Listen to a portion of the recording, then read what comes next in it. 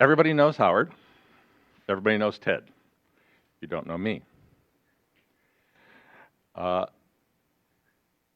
here to recruit faculty for a new strategic research center. It's called the Center for the Study of Digital Life.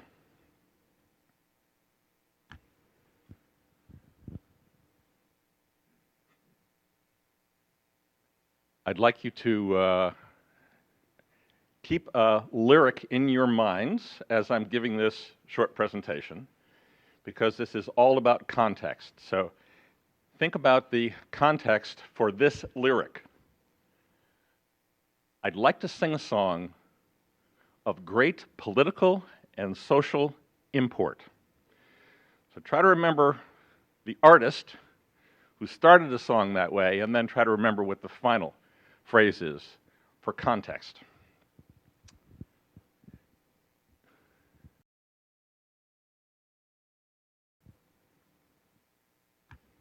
The context of our lives are determined by the communications technologies that we habitually use. We are trained very young in our lives, and those habits stay with us throughout all of our lives. Broadly speaking, the last 100+ years have been composed of a couple of quite distinct technological eras. The context of the lyric that I offered you belongs to one of these eras. Have that wheel spinning in your head at the same time. These dates can be disputed. They're all circa. But we are now in a fundamentally different technological environment with a fundamentally different grammar than the one we've grown up in. So virtually all the work that's been discussed here applies to one context, which no longer applies. Digital is not the same thing as television. Yes, television can ride on top of digital, and television behaviors can ride on top of it. It is not the same thing.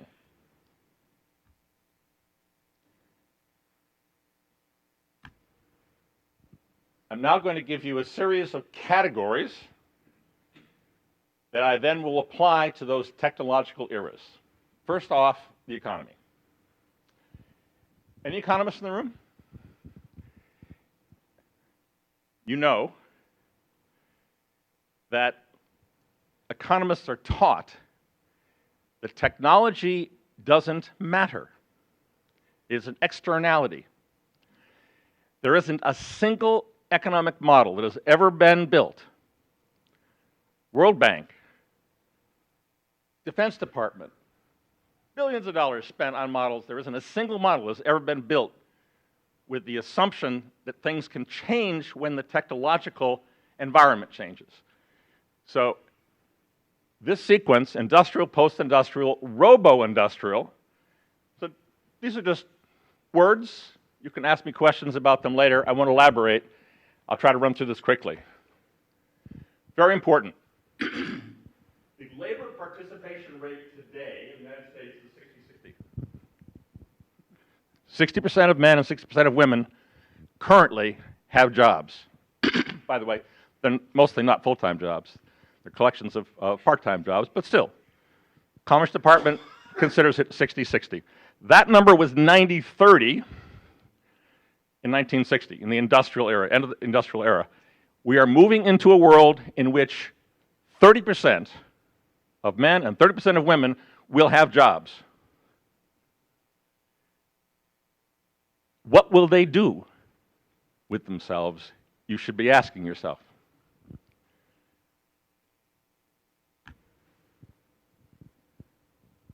Affinities, very important. A lot of group discussion going on here. A lot of encouragement for empathy towards groups. The affinities change with these technological eras. It's a lot of discussion about Donald Trump being a nationalist. He's not. That's not what's going on. In fact, he couldn't be a nationalist if he wanted to.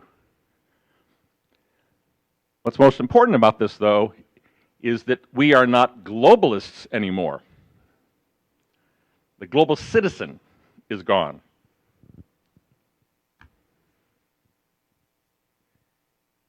As Rapound suggested, the artist is the antenna of the race.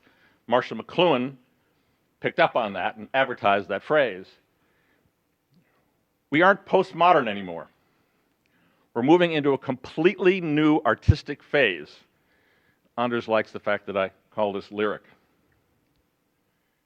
That's because I've been reading a lot of medieval Chinese, Islamic, and European lyric poetry lately.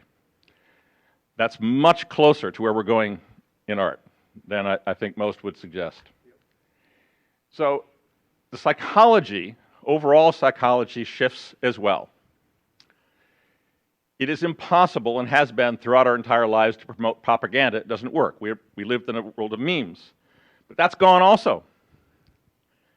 And memory, in a very profound sense, way beyond what Plato suggested, is what we're now going to be dealing with. Living in a world in which everything is being recorded means our psychology must change fundamentally.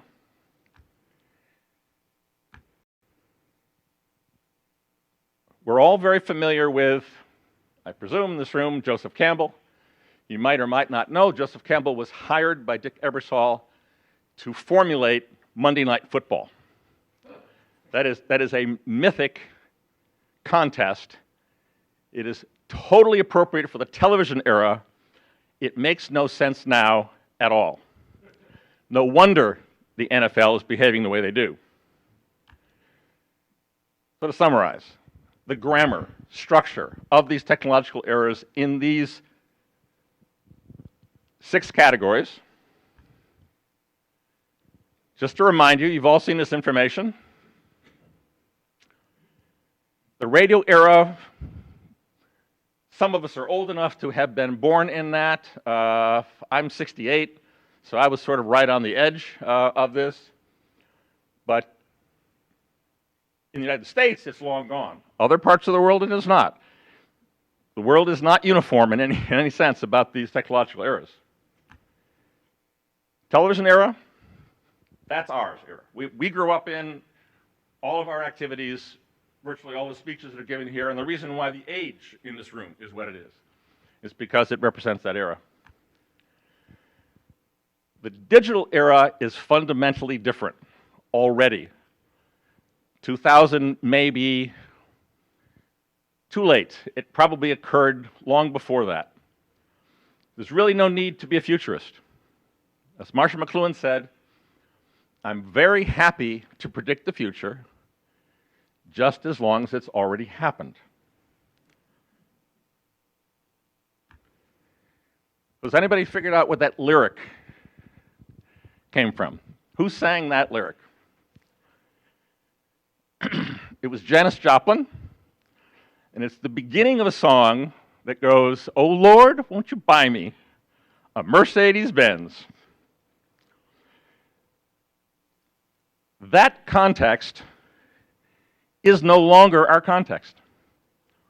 You can love Janis Joplin, I do, listen to it on the way out here in the plane. That's over. We're now doing something completely different, and I'm building a research center, which I hope some of you will help me with, to try to understand what this new situation is, by the way, starting with a focus on China. Any questions? Jane. What do you mean? Actually, yeah, so the memory thing sticks with me, because somebody brought up Phaedrus, right? But now, really, unless this needs to be recorded or something like that.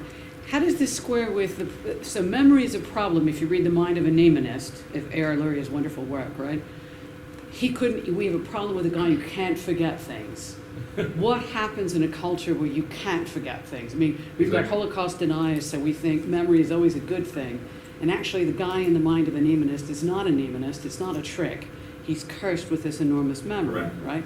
So memory is a bit of a curse. How do we deal with the downside of it, and is it even a downside to your way of thinking?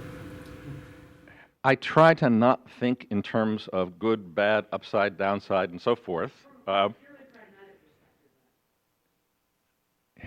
Here's the best analogy I can suggest. I will recommend to you a book written by Merlin Donald, an evolutionary neuropsychologist, now retired.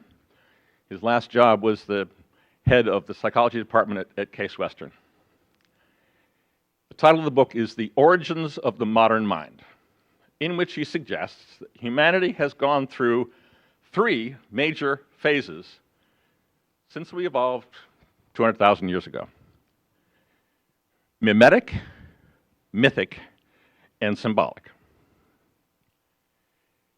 Turns out that he was a student, not that he studied with him, but he was trying to turn the work of Julian Jaynes into something that could be used by neuropsychologists, and secretly, he was also a student of Marshall McLuhan's. He's never publicly talked about that, but I know Merlin pretty well. I believe, Jane, we are now in the process of moving into a 4th phase in that sequence. That's the first part of the analogy. Second part of the analogy is Marshall McLuhan and his son, Eric, completed their life's work a long time ago. Eric is an advisor to my center. He's a friend. He's doing great work still, but The Laws of Media by the 2 McLuhans, published in 1988, is a discussion of a device heuristic called the tetrad. And the tetrad is basically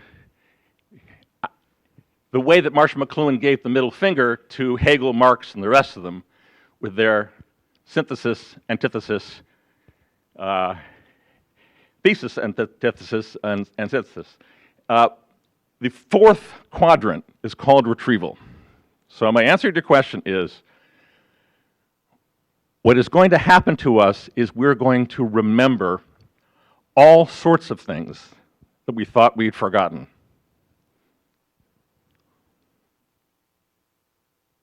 Bob? I was puzzled by your last item, mentality and manuscript. I think that's what you're Yes, we all know LSD is a trip. I first came to San Francisco in August of 1967.